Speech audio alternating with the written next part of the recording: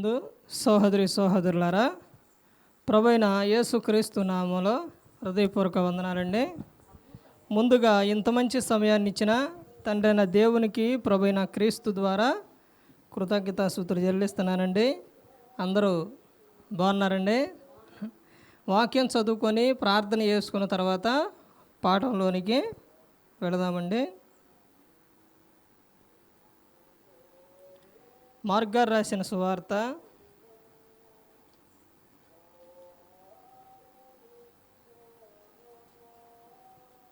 Mark గారు రాసిన సువార్త 1వ అధ్యాయం 35వ వచనం. ఆయన పెందలకాడనే లేచి ఇంకను చాలా చీకటి ఉండగానే బయలుదేరి అరణ్య ప్రదేశమునకు వెళ్ళి అక్కడ ప్రార్థన చేయుచుండెను. చాలండి, ప్రార్థన చేసుకున్నాం. పరలోకమందున మా తండ్రి, పరిశుద్ర ప్రేమగల తండ్రి, గొప్ప తండ్రి, యెహోవా తండ్రి, మీ ప్రియకుమారుడు యేసుక్రీస్తు ప్రభువారి ద్వారా కృతజ్ఞతాస్తుతులు చెల్లిస్తున్నాము నాయన. ఆరాధన క్రమం అంతట్లో మీరే ఉంది నడిపించండి నాయన. వాక్యం బోధించుండగా తండ్రి, వినువారు తండ్రి మంచి హృదయం తిని వాక్యానుసారంగా నడిచే భాగ్యం దయచేయండి నాయన. వాక్యం బోధించుండగా ఈ లోక సంబంధమైన జ్ఞానంతో కాకుండా మీ జ్ఞానంతో మాట్లాడే భాగ్యం దయచేస్తారని మా ప్రభువైన యేసుక్రీస్తు నామమున వేడుకుంటున్నాం తండ్రి, ఆమేన్. ప్రభువైన యేసుక్రీస్తు నామములో హృదయపూర్వక వందనాలండి. దేవుని కుమారుడు యేసుక్రీస్తు ప్రభువారు ఈ లోకానికి వచ్చిన తర్వాత పరలోక రాజ్యం సమీపిస్తుంది కనుక మారు మనసు పొందమని ప్రకటింప మొదలుపెట్టారు. అంశం పాఠం పేరు రాసుకోండి. 7 విషయాలు మనం ఇందులో నుంచి నేర్చుకుందామండి అలా స్పష్టంగా. అంశం ఎవరికి మొరపెట్టాలి. ఎవరికి మొరపెట్టాలి. ఎవరికి మొరపెట్టాలి? చాలామంది ఎక్కువగా చాలా రకరకాలుగా మొరపెడుతూ ఉంటారు. అని ఎవరికి మొరపెట్టాలి అన్నది మనం బైబిల్ గ్రంథంలో నుంచి 7 విషయాలు చూస్తే అందులోని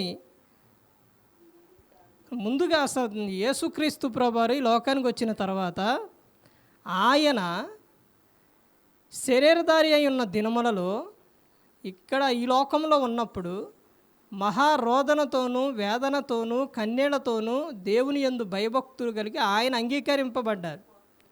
తర్వాత యేసుక్రీస్తు ప్రభువారు ఆయన ఈ లోకంలో ఉన్నప్పుడు ఆయన నిత్యం కూడా ఆయన చేశారు, ప్రార్థన చేశారు. ఆ సందర్భాల్లోనే అరణ్య ప్రదేశానికి వెళ్ళి చేశారు. ఎందుకనంటే ప్రార్థన చేసేటప్పుడు, ప్రార్థన జరిగేటప్పుడు అల్లరి అనేది ఉండకూడదు. ఒక వ్యక్తితో నువ్వు మాట్లాడుతున్నప్పుడు ఎవరన్నా వచ్చారు, వారితో నువ్వు మాట్లాడుతున్నావు. ఎవరన్నా వచ్చి నీ బంధువుల్లో కానీ ఎవరన్నా బయట కానీ ఎవరన్నా వచ్చి పిలిచారనుకో, నిన్ను ఒకసారి పిలిచారు, 2 సార్లు పిలిచారు, అట్నే అస్తమానం పిలుస్తున్నారు అనుకోండి, నీకు ఎలా ఉండిద్ది? కోపం వచ్చిద్ది. ఇలా నేను ఇక్కడ ఒక వ్యక్తితో మాట్లాడుతుంటే ఇన్నిసార్లు పిలుస్తావా? కోపం వచ్చింది. మరి దేవునితో మాట్లాడేటప్పుడు అస్తమానం మాట్లాడుతుంటే ఎలా ఉంటుంది? చాలా డిస్టర్బ్గా ఉంటుంది. కాబట్టి యేసుక్రీస్తు ప్రభువారు ఆయన చుట్టూ కూడా శిష్యులు ఉండేవారు, జనం ఉండేవారు. అందుకని ఆయన ఎక్కడికి వెళ్ళి ప్రార్థన చేసేవారంటే అరణ్య ప్రదేశానికి వెళ్ళి చేసేవారు. ఎందుకు? చీకటితోనే పెందలకాడని లేచి చేసేవారనంటే తెల్లారుతున్నప్పుడు ఏం జరుగుతుందండి? తెల్లారేటప్పుడు పక్షులు అరుతుంటాయి, తెల్లారేటప్పుడు జనం తిరుగుతుంటారు, అప్పుడు కూడా డిస్టర్బ్ అనేది అయ్యిద్ది. అందుకని ఆయన పెందలకాడనే ఇంకా చాలా చీకటి ఉండగానే అరణ్య ప్రదేశానికి వెళ్ళి అక్కడ ప్రార్థన చేశారు. అందుకనే రేయి మొదటి జామున లేచి ప్రార్థన చేయమని చెబుతారు. అప్పుడు ఎంత చాలా ప్రశాంతంగా ఉండిద్దండి. ఆ సమయంలో నువ్వు ఎవ్వరూ మాట్లాడరు, ఎటువంటి డిస్టర్బెన్స్ ఉండదు, దేవునితో నువ్వు చక్కగా మాట్లాడుకోవచ్చు. బయట అన్యులు చూడండి, వాళ్ళు పూజలు కానీ ఏమైనా చేసేటప్పుడు వాళ్ళకి సపరేట్ ఒక గది ఉండిద్ది. కానీ మనకి క్రైస్తవులకు ఏమీ ఉండదు, అవేమీ ఉండవు. ఎందుకనంటే వాళ్ళు ఏదన్నా పెట్టారు అని అంటే ఒక నియమం ప్రకారంగా వెళ్ళిపోతారు. కానీ జీవం గల దేవుణ్ణి నమ్ముకొని, మాట్లాడే దేవుణ్ణి, వినే దేవుణ్ణి, పిలిచే దేవుణ్ణి నమ్ముకొని ఆయన దగ్గరకు వచ్చి మనం ఎన్ని విధాలుగా ఉంటామంటే అసలు ఆయన పట్టించుకునే విధంగా, ఆయనతో మాట్లాడే విధంగా క్రైస్తవులు ఉండరు. అంత విధిగా ఈ లోకంలో ఉన్నారు. ఎవరికి మొరపెట్టాలి? ఈ విషయాల్లో మనం 7 విషయాలు చూస్తే అందులోని చూడండి, కీర్తనల గ్రంథం 57వ కీర్తన, మొట్టమొదటిగా 57వ కీర్తన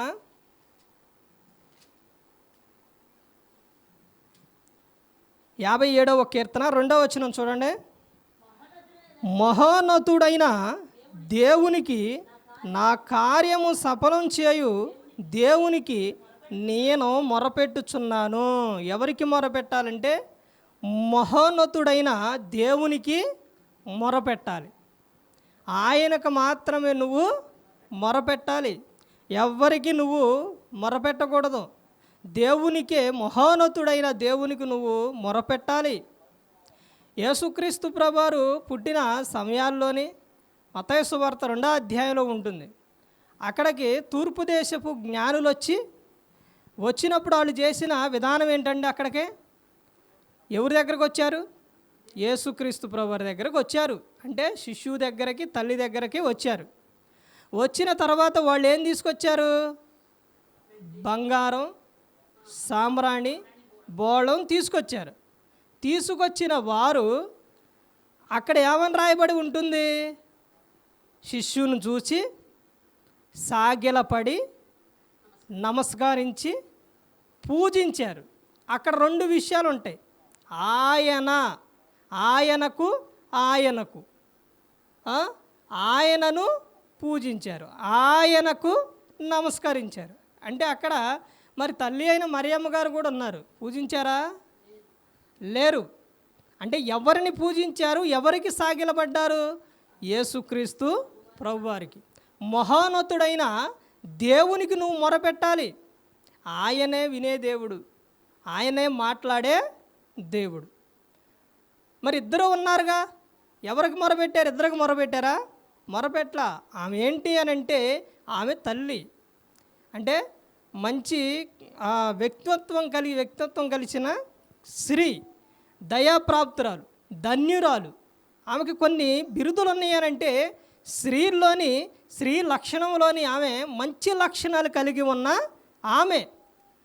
పురుషుణ్ణి ముట్టని ఆమె, పురుషుడు ముట్టని ఆమె కన్యకగా ఉంది. ఆమెకు అలాంటి పేర్లు ఉన్నాయి, కానీ ఆమెను పూజించమని, నమస్కరించమని ఎలాంటి ఎక్కడ గ్రంథంలో రాయబడల. అక్కడ వాళ్ళు పూజించారనంటే పూజించలా, నమస్కరించారంటే నమస్కరించలా. ఎవరికి చేశారు అని అంటే యేసుక్రీస్తు ప్రభువారికి, శిష్యుడైన యేసుక్రీస్తు ప్రభువారికి. ఇక్కడ అదే చెబుతున్నారు, ఎవరికి మొరపెట్టాలి అని అంటే మహోన్నతుడైన దేవునికి నువ్వు మొరపెట్టాలి. ఇంకొకటి ఏంటంటే, ప్రతి ఒక్కరూ తెలుసుకోవాల్సిన విషయం ఏంటంటే, ప్రార్థన చేసేటప్పుడు స్టార్టింగ్ ఎలా మొదలు పెడతారు? ప్రార్థన చేసేటప్పుడు అందరూ ప్రార్థన చేస్తారుగా. ఎలా మొదలు పెడతారు? పరలోకమందున్న మా తండ్రి అని మొదలుపెట్టి మొత్తము కూడా నువ్వు ఎవరికి చెప్పాలి? దేవునికి చెప్పాలి. అంటే తండ్రి అయిన దేవునికి చెప్పాలి. మధ్యలో కుమారుని కానీ, అంటే ప్రభువుని యేసుక్రీస్తు ప్రభువారికి ఆయనకి చెప్పడం కాదు. ఎవరికి చెప్పాలి? తండ్రి అయిన దేవునికి చెప్పాలి. చెప్పిన తర్వాత తండ్రికి చెబుతూ చివరికి వచ్చేసరికి ఎవరి ద్వారా దేవునికి చెబుతున్నావనంటే యేసుక్రీస్తు ప్రభువారి ద్వారా. అప్పుడు చివరిలో ఏమని చెబుతారు? యేసుక్రీస్తు నామమున అడుగుచున్నాము తండ్రి, వేడుకొనుచున్నాము తండ్రి, బతిమాలు కొనుచున్నాము తండ్రి. అంటే చివరినే కూడా మళ్ళీ తండ్రిని పెడతాం. ఇప్పుడు పిల్లలు ఉన్నారండి, తండ్రిని అడగాలనుకోండి, ఎవరి ద్వారా అడుగుతారు? తల్లి ద్వారా అడుగుతారు. అలాగే నువ్వు దేవునికి చెప్పుకోవాలనుకోండి, ఎవరి ద్వారా? యేసుక్రీస్తు ప్రభువారి ద్వారా. దేవునికి నరునికి మధ్యవర్తి ఎవరో? యేసుక్రీస్తు ప్రభువారు. అంటే కుమారుని ద్వారా, క్రీస్తు ద్వారా మనం దేవునికి ప్రతి ఒక్కటి కూడా చెప్పుకుంటున్నాం. ఇప్పుడు కుమారుడు మధ్యలో లేడనుకోండి, యేసుక్రీస్తు ప్రభువారు, నువ్వు డైరెక్ట్గా తండ్రి దగ్గరికి వెళ్ళి అడిగావు అనుకోండి, అది ఎలా ఉంటుందో తెలుసండి? ఆయన ఎంత రోషం కల దేవుడో తెలుసండి? యేసుక్రీస్తు ప్రభువారు రాకముందు జరిగిన పరిస్థితులు అందరికీ తెలుసుగా. పాత నిబంధనలో జరిగిన విషయాలు, తప్పు చేసిన వారుని క్షణంలో ఏం చేసేవాడు? దేవుడు చంపేసేవాడు. ఇశ్రాయేలులు తప్పు చేస్తే ఏ తప్పు ఎలా చేస్తారని చంపేశారు. ఎంత భయంకరంగా ఏ తప్పు చేస్తే ఆ తప్పుకి శిక్ష వెమ్మటనే అమలు చేసేవాడు దేవుడు. మరి ఇప్పుడు రావట్లేదని అంటే మధ్యలో ఎవరున్నారు? యేసుక్రీస్తు ప్రభువారు. అంటే ఇప్పుడు రాదండి, ఇప్పుడు చెప్పే పని లేదండి, ఇప్పుడు ఏమీ లేదనంటే ఉందలే కానీ ఇప్పుడే లేదు. ఇప్పుడు క్రీస్తు భరిస్తుండో నువ్వు ఈ లోకం విడిచిన తర్వాత అప్పుడు తీర్పు అనేది ఉంటుంది. మహోన్నతుడైన దేవునికి మొరపెట్టాలి. రెండవ విషయం అక్కడే చూడండి, ఎవరికి మొరపెట్టాలో చెప్తున్నారు. మహోన్నతుడైన దేవునికి, నా కార్యము సఫలము చేయు దేవునికి నేను మొరపెట్టుచున్నాను. రెండవ విషయం ఏంటంటే కార్యము సఫలము చేయు దేవునికి ప్రార్థించాలి. రెండవ విషయం ఇది. ఒకటి, మహోన్నతుడైన దేవునికి మొరపెట్టాలి. రెండు, కార్యము సఫలము చేయు దేవునికి ప్రార్థించాలి. నీ కార్యాలు సఫలం చేసేది ఎవరో? దేవుడు. నిన్ను నడిపించేది ఎవరో? దేవుడు. నిన్ను కాపాడేది ఎవరో? దేవుడు. నీకు ఆ తల్లి గర్భంలో నిన్ను పిండంగా రూపించి నీకు ఆ జీవాత్మ ఊదింది ఎవరో? దేవుడు. నువ్వు ఏదైనా కావాలంటే నీకు ఇచ్చేది ఎవరో? దేవుడు. కానీ నువ్వెవరికి మొరపెడుతున్నావు? ఎవరికి? మనుషులకు మొరపెడతారు, మనుషులను వేడుకుంటారు. ఇక్కడ ఏమని చెప్తున్నారు? కార్యము సఫలము చేయు దేవునికి నువ్వేం చేయాలి? ప్రార్థించాలి. మూడో విషయం చూడండి, ఎవరికి నువ్వు మొరపెట్టాలో చెప్తున్నారు. కీర్తనలో 50వ కీర్తన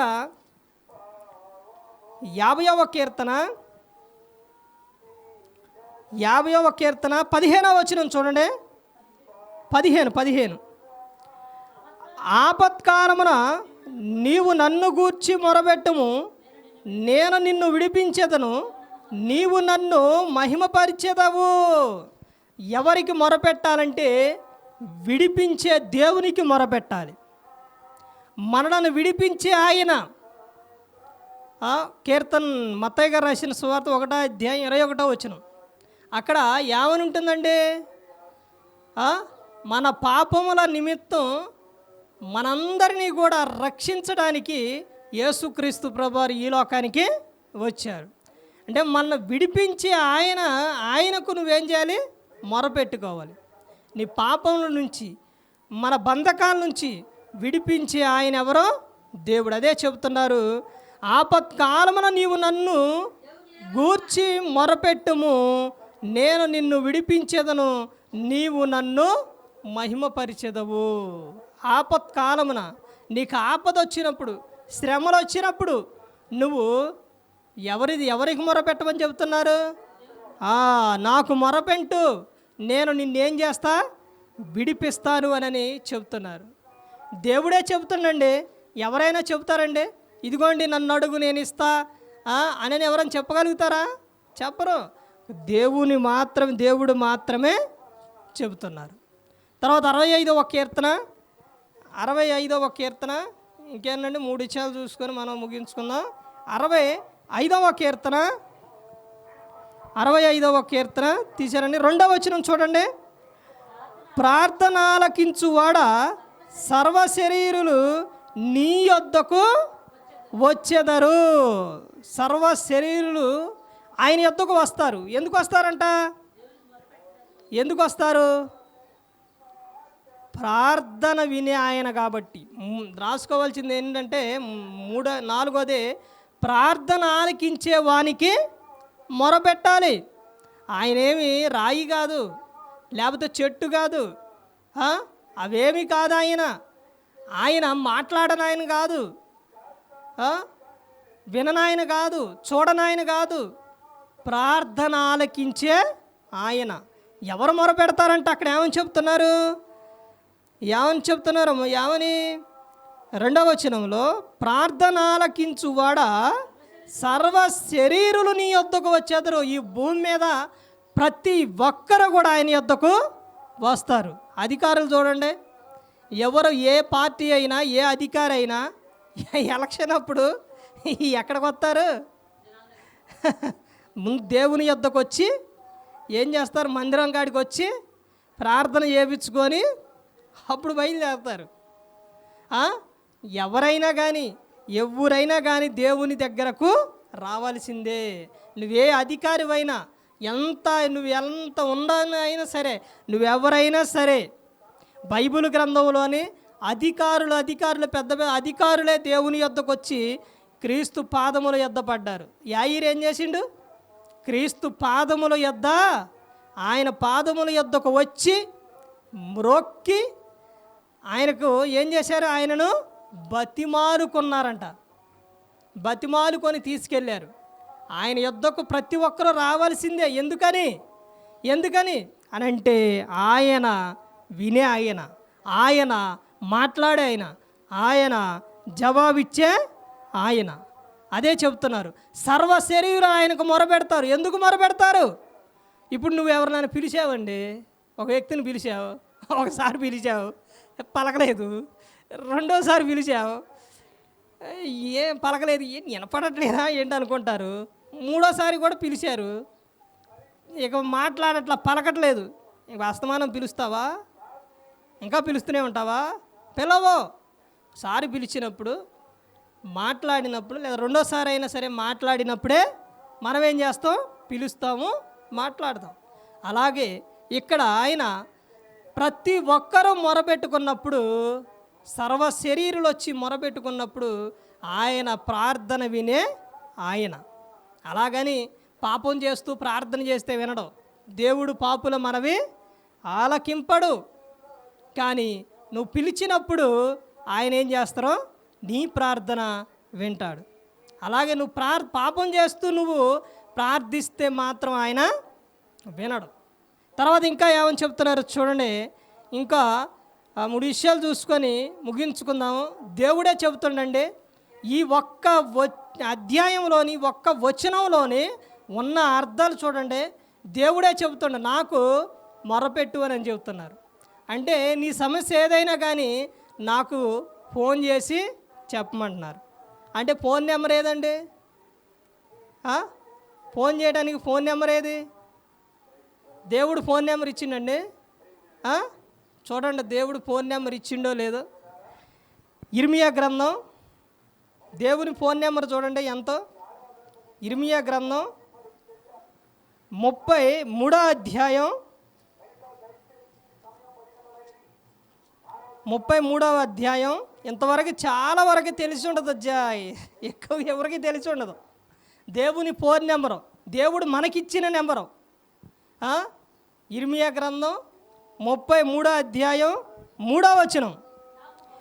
నాకు మొరపెట్టుము, నేను నీకు ఉత్తరం ఇచ్చేదను, నీవు గ్రహింపలేని గొప్ప సంగతులను, గూఢమైన సంగతులను నీకు తెలియజేతును. ఇదేనండి దేవుని ఫోన్ నెంబరు. 333. ఇర్మియా గ్రంథం 33:3 వచనం. మన ఫోన్ నెంబర్ ఏదండి దేవునికి? మనకే ఇదే ఫోన్ నెంబరు. ఇప్పుడు ఏమని చెప్తున్నారు చూడండి అక్కడ, నాకు మొరపెట్టుము అంటే నీకు సమస్య వచ్చిందా, బాధలో ఉన్నవా, ఆపదలో ఉన్నవా, నీకేదైనా సరే ఎటువంటి సమస్య అయినా ఏం చెబుతుండ దేవుడు? నాకు మొరపెట్టు, నాకు చెప్పు. ఫిలిప్పీయులకు రాసిన పత్రిక 4వ అధ్యాయం 19వ వచనం. కాగా దేవుడు తన ఐశ్వర్యం చొప్పున క్రీస్తు యేసునందు మహిమలో మన ప్రతి అవసరం కూడా తీరుస్తాను. ఎవరి ద్వారా? యేసుక్రీస్తు ప్రభువారి ద్వారా. అదే మొదటి నుంచి చెబుతుంది అదేనండి. క్రీస్తు లేకుండా ఏది లేదండి. మన అవసరం తీర్చేది ఎవరి ద్వారా? క్రీస్తు ద్వారానే. నేనే మార్గం, నేనే సత్యం, నేనే జీవం, నా ద్వారానే తండ్రి యొద్దకు వస్తారని చెప్పారు. క్రీస్తులో మనల్ని ఏర్పరచుకున్నారు. ఎలా ఉండాలనండి? పరిశుద్ధులుగా, నిర్దోషులుగా, ప్రేమ కలిగి ఉండాలండి. మన మనిషి పాపంతో బ్రతుకుతున్నప్పుడు, పాపంలో చనిపోతున్నప్పుడు ఆ పాపం నుంచి విడిపించాలని ఎవరిని పంపించారు? తండ్రి అయిన దేవుడు యేసుక్రీస్తు ప్రభువారినండి. ఈ వచనాలు కూడా చూస్తారా? రాసుకోండి. యోహాను గారు రాసిన సువార్త 3:16. దేవుడు లోకమును ఎంతో ప్రేమించారు, కాగా తన అద్వితీయ కుమారుని ఈ లోకానికి పంపించారు. ఎందుకు? ఆయన పట్ల విశ్వాసం కలిగిన ప్రతి ఒక్కరు కూడా నిత్య జీవం చేరతారు. 3వ అధ్యాయం 16వ వచనం, యోహాను 3:16, 1 యోహాను 3:16. అక్కడ యేసుక్రీస్తు ప్రభువారు మనందరి కోసం ఆయన ఏం చేశారు? మనందరి కోసం ప్రాణం పెట్టారు. దేవుడు ఏం చేసిండు? మనందరినీ ప్రేమించి క్రీస్తుని పంపించారు. యేసుక్రీస్తు ప్రభువారు ఏం చేశారు? మనందరి కోసం ఆయన మరణించారు. భూమి మీద పాపం నుంచి విడిపించేది ఎవరు అని అంటే యేసుక్రీస్తు ప్రభువారు. అదే చెబుతున్నారు దేవుడు ఏమని? నాకు మొరపెట్టుము, నాకు మొరపెట్టు, నిత్యం మొరపెట్టు, విసుగకు మొరపెట్టు, గోజాడుతూ మొరపెట్టు.